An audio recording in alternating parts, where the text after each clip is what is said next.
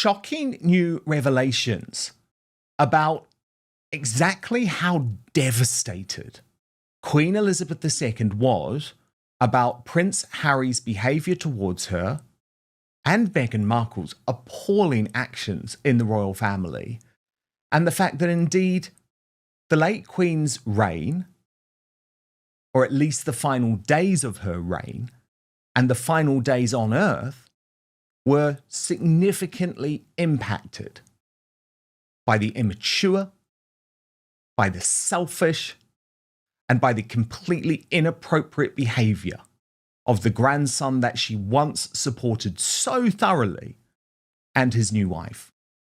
Now, we're learning much more about this, of course, after the words from beyond the grave were revealed from Lady Elizabeth Anson, the late Queen Elizabeth II's close friend and cousin. They spoke on the phone every week until her death in 2020. And Sally Beadle-Smith revealed these really shocking allegations in her Substack. And she said, the Queen had been extremely fond of Harry. She was very, very proud of his military service. And she said to me, when the Queen delegates, the star is Harry. So she was predisposed to be very fond of him, to love him. And I think it was a real shock for her when he began treating her discourteously after he and Meghan got together. Nevertheless, she was still, despite all of that, she was still willing to give Meghan and Harry significant roles in the royal family, especially in the Commonwealth, where Meghan's biracial heritage could be a real help. And they really didn't appreciate that. They took on the roles and they didn't do very much with them, as they didn't do very much with anything that was given them to carry out their duties and to serve. And she really couldn't understand why Prince Harry had changed so significantly, and that this dude who she had supported and backed so much actually ended up hurting her beyond belief in the final days of her reign. Wow. Angela Levin, our royal mastermind, also Prince Harry's biographer, really wanted to get your reaction to this because, of course, as I've previously said, I think the words of Lady Elizabeth Anson mean a lot in terms of the historic record when it comes to the revolting way that Prince Harry and Meghan Markle left the Queen feeling. And Angela, that's what a lot of people will never forgive. No, I don't blame them. I agree with everything that's been said. I had a long talk to her at the wedding, actually. She's a marvellous woman, and she was sort of slightly worried about things even then. But yes, it was a sudden change, wasn't it? Sort of after he'd had this wedding and everything that was there, Meghan had got what she wanted, so she could be nagging him and awful, and she wants to kill it. She wants to kill the whole royal family. I think that's the point. She wants to take over. Harry did go into his mother and say that it wasn't right to have Catherine doing that. Meghan would be much better. She knows much more. She's a working woman. She's got herself a good career. And I think after that, he was nagged and nagged and nagged.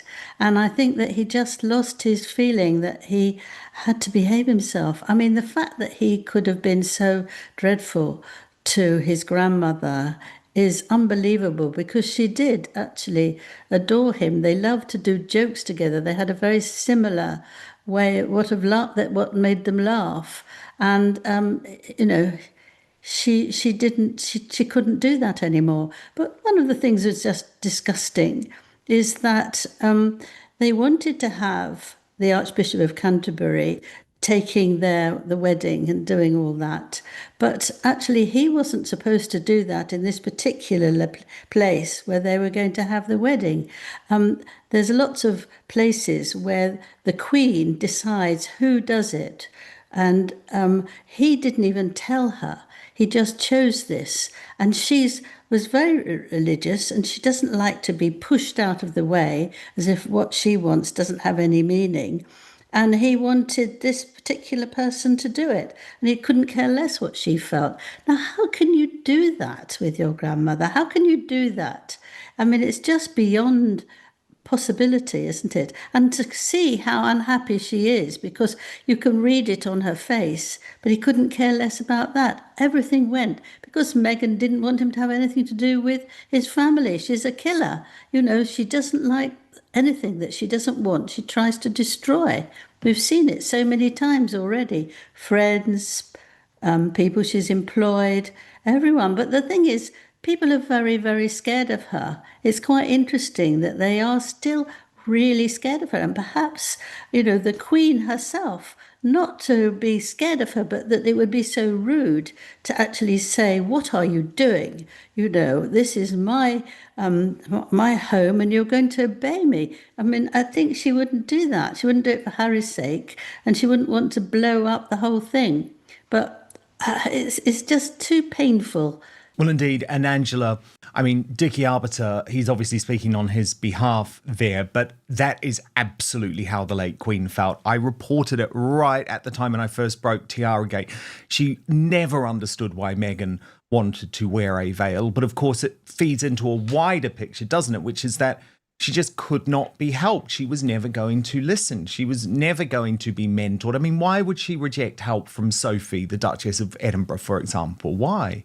Because she didn't want to be lower than her in what she knew. She was extremely rude to Camilla, who invited her for dinner, and she just wouldn't listen. She wouldn't speak. She was extremely rude, and I know that very closely. Tried hard to tell her some of the ridiculous things that they want you to do, and then some of the things that don't matter, and then things that don't, she shouldn't want to bother. So she shouldn't have to do lots of things like curtsying here and curtsying there if she didn't want to, you know, to work it out. Because she helped Catherine to do that. And William had no idea really how it was, because it was part of his life since he was a small child. So he doesn't know that some things are really astonishing. So it'd be the same for Harry. He didn't know necessarily all the things, but he did tell me that he told her lots and lots of things. He told her nearly every time they met before they got engaged.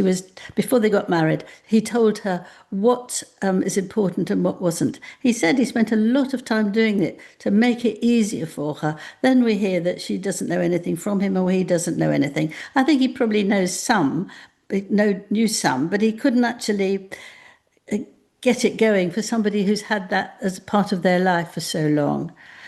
But what happened, I don't know if you've got that on as well, but that the wedding was so upsetting for her because she wouldn't let Lady Elizabeth. Yeah.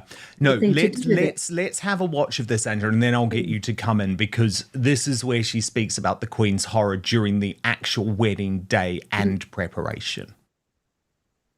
I hate to say this, but she had a face like a meat axe. Oh, yeah.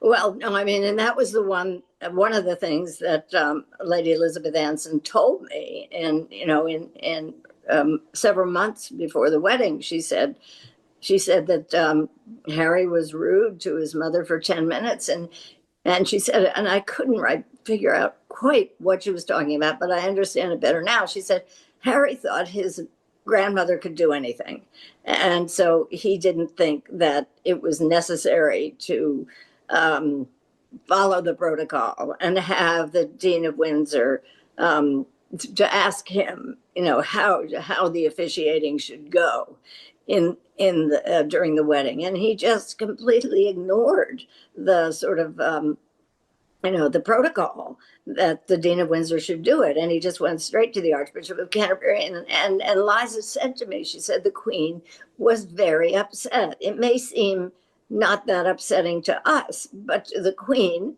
who was the supreme governor of the Church of England, was extremely sensitive to something like that violated the protocol.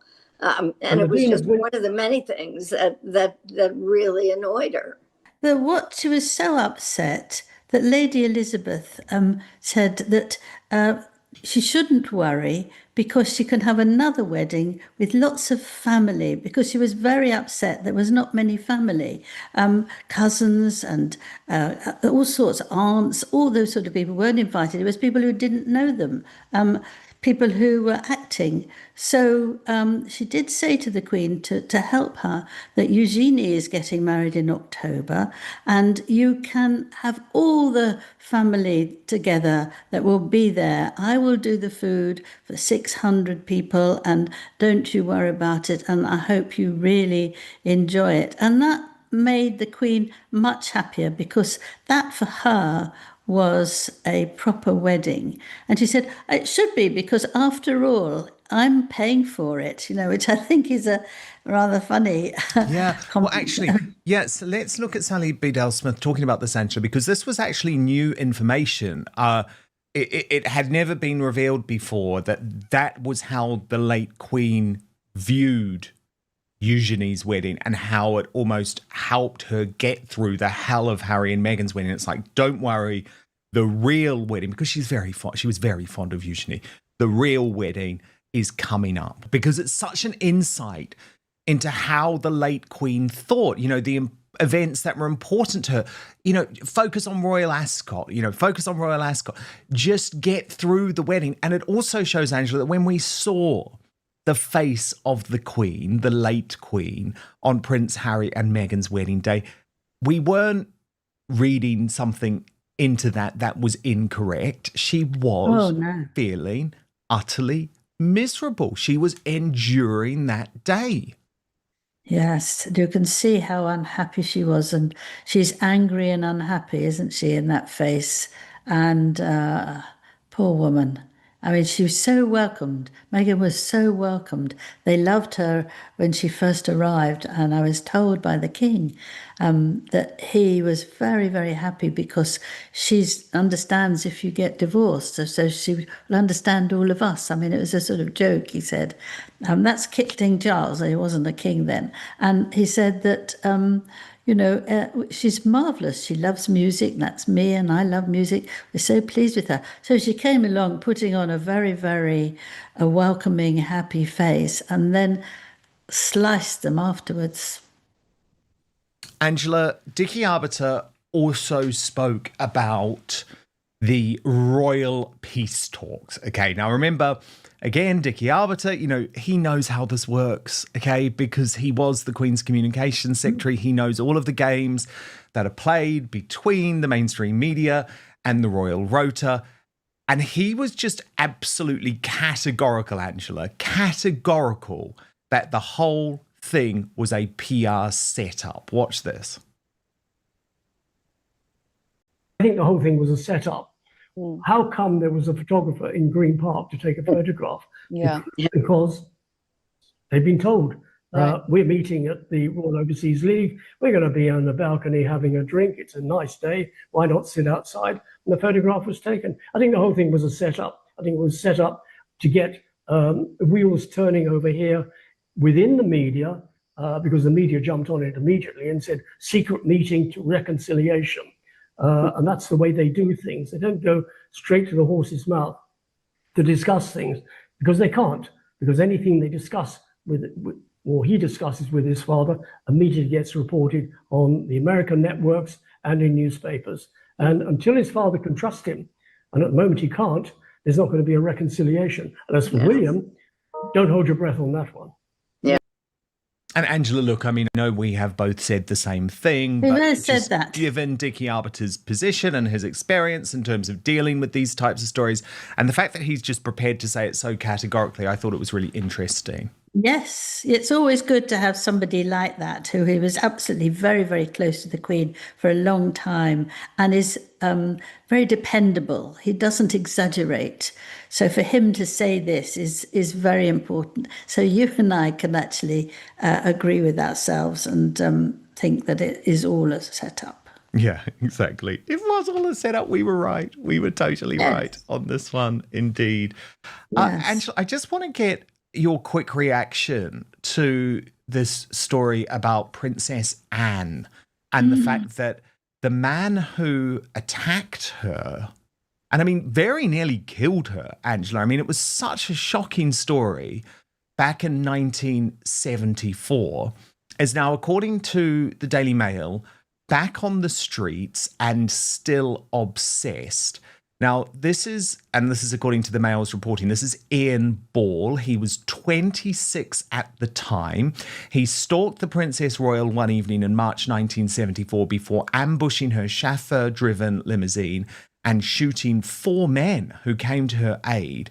Now, appearing at the Old Bailey, he was detained without limit of time under the Mental Health Act after admitting attempted kidnap and 2 attempts of murder. But the Daily Mail say that they can reveal he is now out of Broadmoor and is now campaigning to clear his name. He has been released from probation and can roam freely despite remaining fixated on that night on the Mall. After being quietly released in 2019, Ball self-published a disturbing book about the events of 1974 and visits old haunts in a bid to prove his innocence despite having pleaded guilty in court. And now, Angela, in an extraordinary interview with the Daily Mail, he said, "I'm an innocent, sane man because I had good reason to believe the gunpowder had been taken out of the bullets and another girl had been substituted for Princess Anne."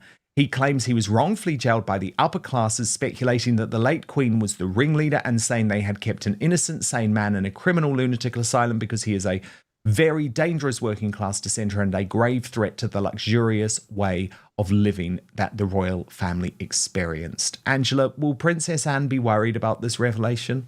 No, she's a real toughie, isn't she? And when he opened their car and tried to pull her out, she said, come with me, come with me. And she said, no, bloody likely.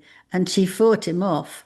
So, I mean, she is older, but I think that actually she would need more people to sort of make sure that she's safe. Because, I mean, he doesn't actually sound very stable, does he? I mean, it's just...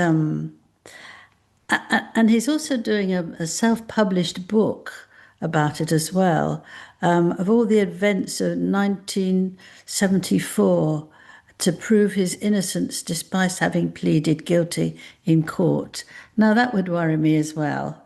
That would be really difficult. But she's very strong-minded, and I think she's somebody who just pushes it out of her mind. But I think the people around her will be more cautious, and her husband will be very cautious. He looks after her very nicely, and her children will be very cautious because they think she's a terrific mother, and they will do anything they can for her. And she's very happy now. Her son's getting married to a nurse. So she's in good spirits, but I think you need to be careful about somebody who is let out of prison without actually being 100% sure that they are well.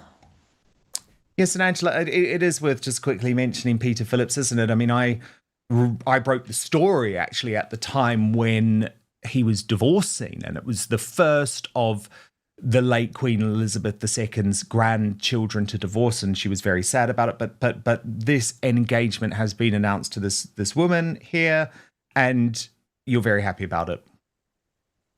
Well, it's not for me to be very happy, but I always like romance and people getting married and all that. But I think he's a bit of a woman's lady, isn't he? He's a sort of running around women and well, stuff hopefully like. Not now, because she's, as you say, she seems to be a very good woman, doesn't she? So she's actually an NHS nurse. Yes, she is. She looks after very ill children, so she's got a very good heart, because you have to have that for that. But he's been a bit of a rascal, but we won't go any further. This is one of the most sensitive royal stories of all. Because this isn't about titles. It isn't about celebrity. And it isn't about public relations. It's about the final years of a monarch who dedicated her entire life to duty. A queen who served for more than 70 years. And a growing debate over whether the ongoing conflict between Prince Harry, Meghan Markle, and the royal family cast a shadow over that final chapter. It's a difficult question. But it's one that continues to generate enormous discussion. By the final years of her reign, Queen Elizabeth II had become more than a monarch. She was an institution. A symbol of continuity in a rapidly changing world. Yet those years were also marked by extraordinary challenges. Health concerns. The loss of Prince Philip. And increasingly public family divisions. Now let's be clear. No one outside the family truly knows what private conversations took place. No one can fully know how the Queen felt behind closed doors. But what we do know is that the public dispute between Prince Harry and Meghan Markle and the institution became one of the biggest royal stories of the decade. And it unfolded during the Queen's final years. That's simply a fact. The memoir. Each new release reignited debate. Each new allegation generated headlines around the world. And every time it happened, one question resurfaced. What impact was this having on the royal family? And specifically, what impact was it having on the Queen? Here's why emotions remain so intense. For many people, Queen Elizabeth represented stability, duty, resilience. So when they look back at the turmoil surrounding her final years, they naturally ask whether some of that turmoil could have been avoided. Supporters of Harry and Meghan say the couple had every right to tell their story. Critics argue that doing so publicly deepened an already painful family divide. And that debate continues today. Perhaps the bigger issue isn't blame. Because Queen Elizabeth's life story was ultimately one of service. And when people discuss her final years, they aren't just talking about family disagreements. They're talking about how history will remember that period. Was it a time of unnecessary conflict? Or a family struggle that became amplified by the modern media age? Let's not forget another factor. The media machine. Every interview became a global event. Every disagreement became a headline. Every silence became a story.